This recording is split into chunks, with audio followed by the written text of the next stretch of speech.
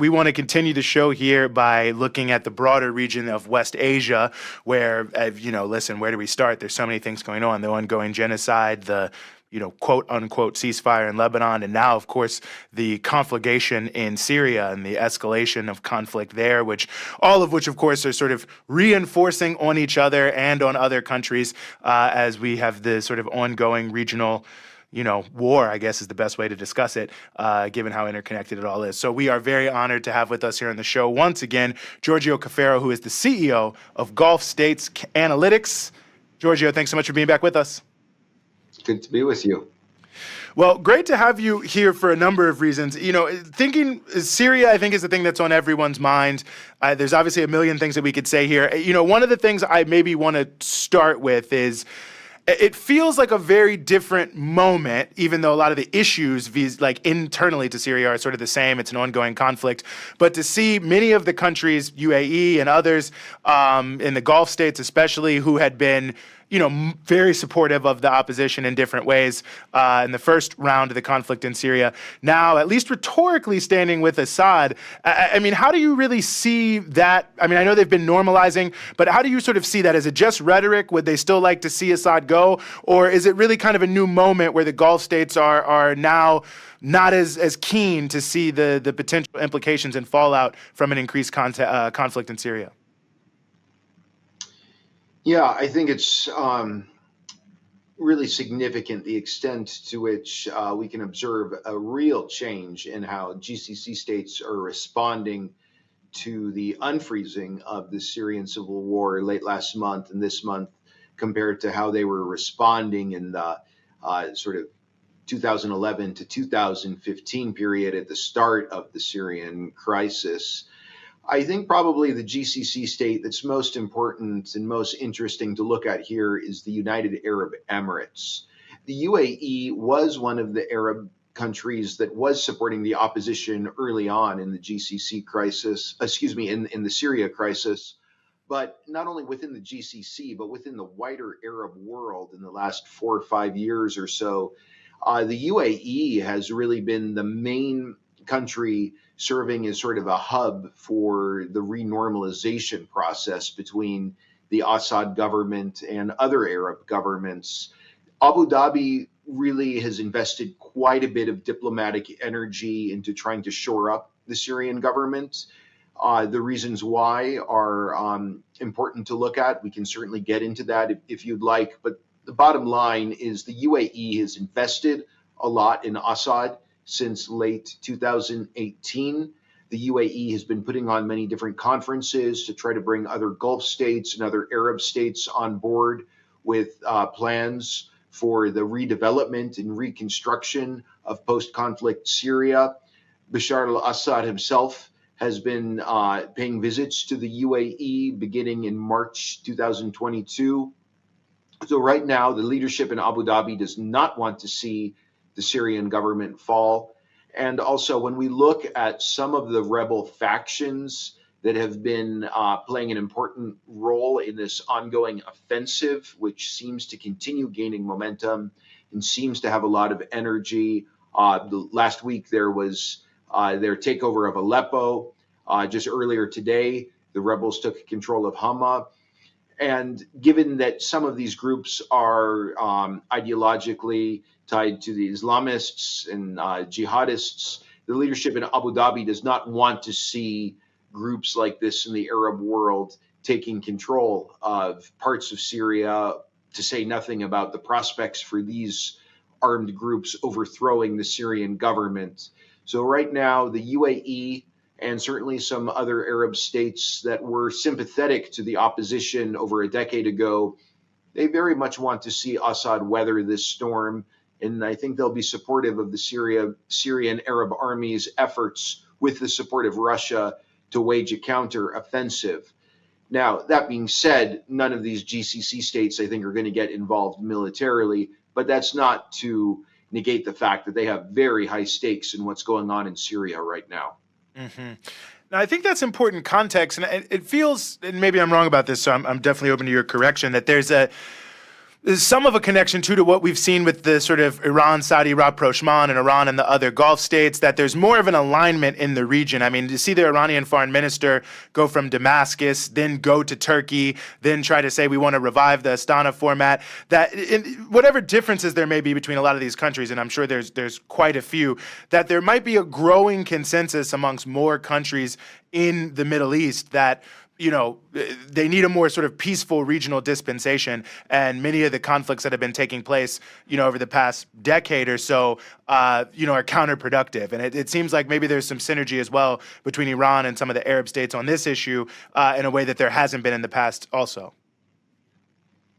Yeah, it's really important to keep in mind that Saudi Arabia and the UAE, on one hand, have a much warmer relationship with Iran than they did in previous years. We have seen these countries in the GCC, including those which have over the years tended to embrace very anti-Iranian positions. They have sort of been in a state of detente with Iran, and that always has to be kept in mind when we assess the ways in which they're responding to crises in the region. I think for the GCC countries, such as Saudi Arabia and UAE, they certainly have suspicions of Iran, and likewise, Iran certainly has its suspicions of these Arab countries that are very close to the U.S. as well. And Iran certainly is very opposed to the UAE's efforts to bring more Arab countries into normalization deals with Israel. But Iran is trying to obviously improve its ties with neighboring countries to counter the effects of Western pressure, and these GCC countries like Saudi Arabia and the UAE want more stability in the region, and they think that their improved relations with Iran are important from the standpoint of achieving greater security and stability in the region. I think they obviously worry to some extent about how Iran might react to the crisis in Syria. And we obviously saw, I think it was on the 2nd of this month, Reuters published a piece about how Emirati officials, the leadership in Abu Dhabi, is in talks with Washington about sort of plans for trying to get an exchange in place whereby the U.S. lifts its crippling sanctions on Syria in exchange for Syria reducing its ties with Iran. So I think some of the GCC countries, such as the UAE, are trying to be very opportunistic about the HTS-led offensive on Aleppo and seeing if there are things they can do to sort of push back against Iran in Syria, which is a longstanding objective. But nonetheless, to your point, we're at a period now where the tensions between Abu Dhabi and Tehran and Riyadh and Tehran are much lower as a consequence of the genocide in Gaza. There's even some degree of Saudi-Iranian alignment that would have been very difficult to have tried to imagine a couple of years ago. So I think probably the GCC countries are going to be, in upcoming weeks, upcoming months, talking with the Iranians as well as the Turks and the Russians and doing what they can to try to see to it that any chaos in Syria doesn't spill into other countries, and to try to do whatever they can to sort of stabilize the situation in Syria within the context of their previous efforts to sort of shore up the Syrian government and rehabilitate the image of Assad in the Arab world. I wonder what you make of the Turkish role here. I mean, of course, the Turkish government says that they have no involvement in this offensive, and that they are watching it like everyone else is. I think that many other people feel that is not really backed up by the facts of what they've done in northern Syria and various areas since then. I'm curious your thoughts on just that issue in and of itself. But if there is some possibility they are involved, what would be their motivation to opening this front up right at this particular moment? Yeah, definitely. So there's no denying the fact that there are rebel groups in Idlib, such as HTS and others who are sort of under the HTS and SNA umbrella, which absolutely hates the Assad government, and they have their own interests in trying to topple Assad. And I certainly don't want to deny the fact that these groups have some agency, and it would not be accurate to say that Turkey is controlling everything. But at the same time, I think it's fair to come to the conclusion that this offensive happened because there was a green light from Ankara.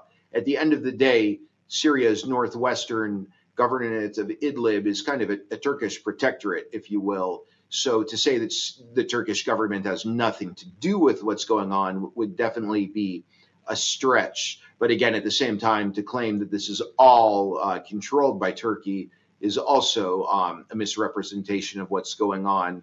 As I said, there certainly was a green light that Ankara gave. And I think getting to your question about what motivations Ankara had, it's important for us to go back to previous points this year and even earlier on, really beginning in 2017, there has been an interest in restoring the diplomatic relationship between the Turkish and Syrian government. So as your viewers know, early on in the Syrian crisis, the Turkish government was all in when it came to the regime change agenda in Syria. But due to Russia's intensified military intervention in 2015, the Turkish leadership came to the conclusion that Bashar al-Assad and his regime were not going anywhere, and they had to sort of come to terms with the reality of Assad's survival. At that point, Ankara really focused on fighting the PKK-linked YPG in Syria rather than pushing a regime change agenda in Syria. And so, as I was saying, from 2017 onward, there have been, under Russian auspices, talks and efforts to bring Turkey and Syria into a renormalization agreement. Earlier this year, those talks were going on, but on the Damascus side, there was a tremendous amount of confidence. You know, back in 2023, Syria returned to the Arab League. We had years of all these different Arab regimes renormalizing with Damascus.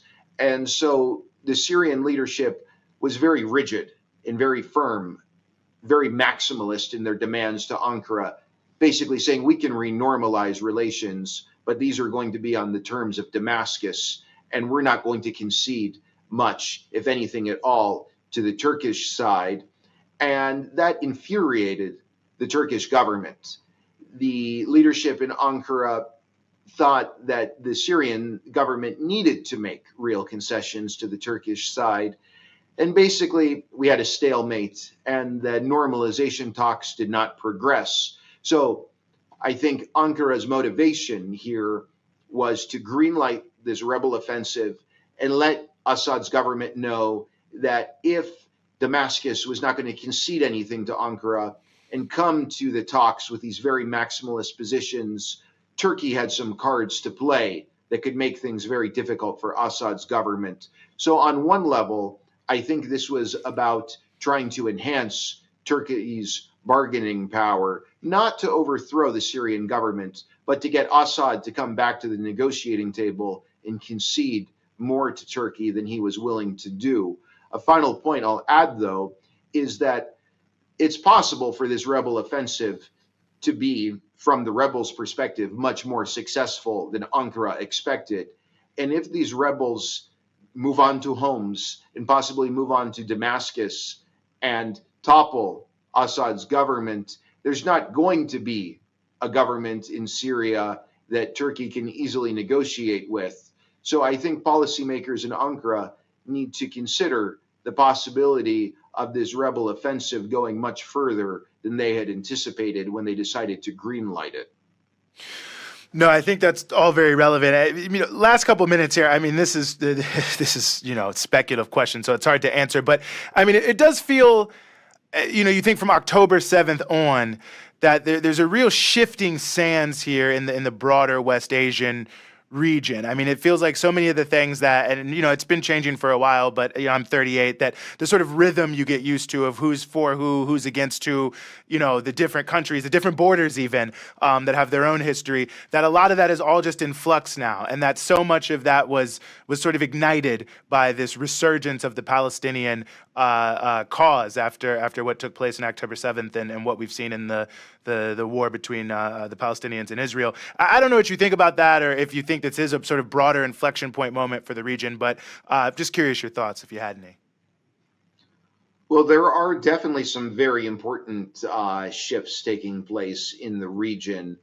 I think it's sort of tough to deny that as a consequence of Israel's warfare in Lebanon, in which they have delivered very serious blows to Hezbollah. They have attacked strategic points along the Lebanese Syrian border, and they have spent years bombing groups in Syria that are linked to Iran. I think it's a little difficult to deny the fact that the axis of resistance has been weakened, certainly not eliminated, but there has been a consequence of uh, Israeli military operations against Iran-linked groups in the region, in Lebanon and Syria mostly, that consequently results in the Assad government being in a weaker position. And I think some of these rebel groups in Idlib clearly saw an opportunity to take advantage of the relative weakness of the axis of resistance. And this really speaks to the fact that the Syrian government, really since the conflict froze in 2020, has been very dependent on Iran and Lebanon's Hezbollah. And when these forces, these regional allies of Damascus, are in a weaker place, that has made Damascus much weaker. This is to say nothing about the fact that Syria's ultimate security guarantor, Russia, doesn't have the bandwidth that it had before the conflict in Ukraine took place in February 2022. So Assad does not have his allies in the position to come to his defense that they were in the position to do earlier on in the conflict. Now, at this point, this raises so many questions about how these recent developments in Syria that are chaotic and very fluid can spill into other countries, Lebanon, Turkey, Jordan, Iraq, possibly into the Gulf region as well. It's really a very, very chaotic situation in Syria, incredibly difficult to predict how things will unfold. But to say the least, it's a very, very fluid crisis right now. Mm-hmm. Well, the good news for Breakthrough News viewers is we have people like Giorgio Cafiero, CEO of Gulf State Analytics, to help us walk through it all step by step as it happens. Giorgio, as always, really appreciate you giving us some of your time here on the Freedom Side. It's a pleasure. Thank you.